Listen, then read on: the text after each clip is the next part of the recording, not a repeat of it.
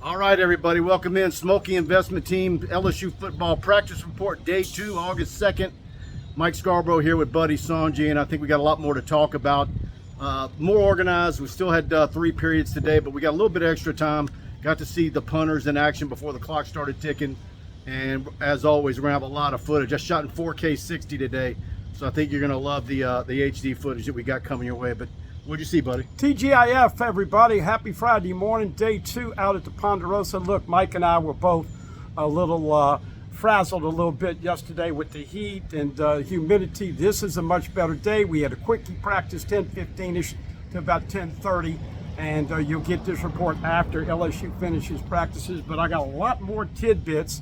And folks, John Emery starting off 22 looks much better. If you heard BK yesterday, Josh Williams, John Williams, Zy Alexander, guys that are having coming off of knees. Williams are just being precautious, but Emery and Alexander just kind of getting the feel up for it. Emery looks good. Looked at Caleb Jackson today closely. He doesn't look any heavier. And Caden Durham, you're going to love number 29. Well, and I think you mentioned it and other people mentioned it. Trey Green is your next 6'7" tight end that is going to be a hell of a matchup problem for defenses trying to defend this LSU offense in 2024. Well, cue all the nonsense when we go and do these reports. We had a forklift yesterday, 2 pickup trucks today, but look, it's a working environment out here at LSU. But Buddy mentioned the 2 running backs. I thought John Emery certainly looked good. Got a lot of footage of that. And Caleb Jackson, of course, we're not supposed to have any interaction with football players while we're out there. But Caleb always seems to come when they're switching fields, run in my direction and say hello. And so he comes in my direction. I said, 235, huh? And he laughed. He goes, something like that. So he confirms the roster, buddy, that he is 235. And, and looking at him, look, it's a good 235. There's no fat on him. But, we'll see if he's as effective at 235 as he is at 220 to 225. And he'll get into the 230s, the light 230s after. By the way, full pads next week. That's when you separate them in for the boys. I finally got to see the second team O-line. I was a little shocked when we asked about DJ Chester and Cohen Eccles. Both of those guys are redshirt freshman 79, a true freshman 78. BK said there's 2 other guys in the mix, but that second team offensive line, Cohen Eccles at center, Paul Mubinga at left guard, Tyree Hill at left tackle, Bo Bordelon at right guard, and a guy I'm really high on, I want to say that's Weston Davis. 75. He's the big one from Beaumont that they flipped from Texas A&M. He's going to be your next great tackle. I'm predicting 75 starts next year once Will Campbell, Emory Jones, Garrett Dellinger, and Miles Frazier all leave. 80% of your offensive line is leaving after this year. Got to develop some depth in this camp. I like what I see from the guys that are behind the starters. I mean, DJ Chester's going to have a really nice career here at LSU. We got to see a little bit of punt return work, and there wasn't anything there that you could change an opinion on anything one way or another. It wasn't really live and just basically receiving the ball, no snafus on the handful of receiving punts that we saw. Any thoughts on what you saw out of? Yeah, I wish I could give a glowing review. By the way, just because you're getting reps with the ones doesn't mean anything right now. Peyton Todd is getting the first reps at punter, and he can't get the damn ball to turn over. And this is frustrating. I don't mean to scream at the young man, but this is 4 years in. Blake Oxendorf, as we know, is the tallest punter ever at 6'7". Wearing 99, he kicks the ball a lot better. So Peyton Todd got to kick it into high gear, but real disappointed on that. One other little tidbit, I know it's drills, but don't be surprised if they shore up that blocking, because, teams are going to be coming after trying to block punts this year. So special teams in week 1 going to be a big factor for LSU to beat USC. Absolutely. Folks, thanks so much yesterday. You guys obviously enjoyed our practice report. Y'all hit the like button in big numbers. If you're enjoying this one, please hit the like button as well. It really helps with the algorithm, sends it out to the recommended category on YouTube for LSU fans, and it's very much appreciated. Schmolke Investment Team, what more can we say about them? What is something you could do with your money? that would be meaningful to you? Do you feel like you need some guidance to realize those goals? At the Schmolke Investment Team, they have over 50 years experience doing just that. If you want to get serious about reaching your financial potential, call them at 318-448-3201. That's 318-448-3201. Security and advisory services offered through LPL Financial, a registered investment advisor, member FINRA/SIPC. Nobody does it better than Bart and Brian up in Alexandria. If you're in central Louisiana or anywhere in Louisiana, a big LSU fan, and certainly they are, they can put together your portfolios, make sure you're getting everything that you need. And boy, you need it now more than ever right now with some of the news we've been getting on the stock report and hitting it recession and what the Fed's doing. That's why you need the Schmolke Investment Team in your corner. Yeah, no doubt about it. And Bart and the gang over at Schmolke will calm your fears. It's very nerve-wracking for people right now, just like you're nerve-wracking about what this team's going to look like less than a month. Can you believe it? August 2nd on this Friday. And let's get back to some more personnel. 1, 2, 3, 4. And I'm talking about Aaron Anderson, Kyron Lacey, Chris Hilton, and Daniels, CJ Daniels. Those guys are right now at the forefront. Man, I saw some special plays for Chris Hilton. They're going to try to get him in space this year. Daniels is catching everything. We know this is Kyron Lacey's big year to try to ascend and be another Tiger that gets picked high in the draft. Of course, tight ends, you got Mason Taylor, Mac Markway, and Kamorian Pimpton and Trey'Dez Green. This is going to be fun. Is Pimpton going to break out?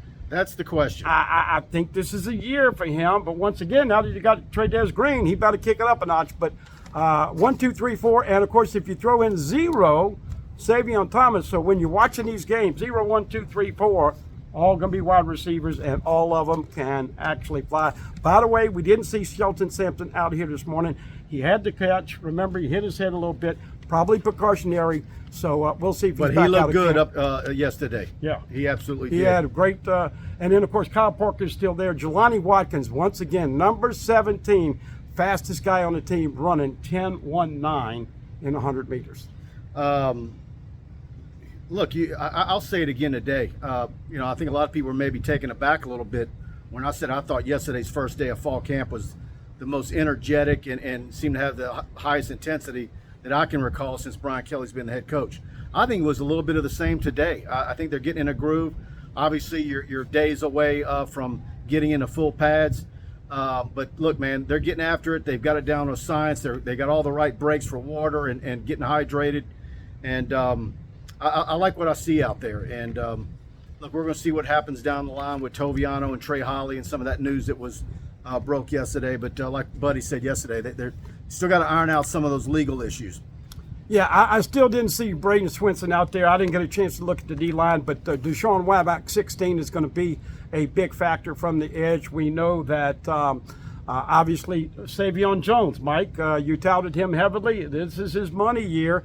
Inside, Gio Paez, 99, and of course Tank Gilroy at 90. After that, JVR Suggs.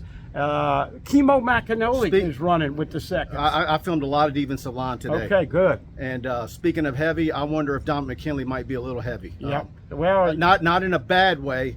You can bulk up and have good weight and still be heavier than maybe you need to be. But I'd like to see maybe a little bit more quickness off the ball for Dominic McKinley the first few days. Yeah. Well, he'll lose that weight hopefully during this camp, and. Once again, folks, I think LSU fans are excited about the linebacker play, but some of the questions we'll answer going into next week. What kind of rush do you get with your front four? How much is Blake Baker going to have to blitz?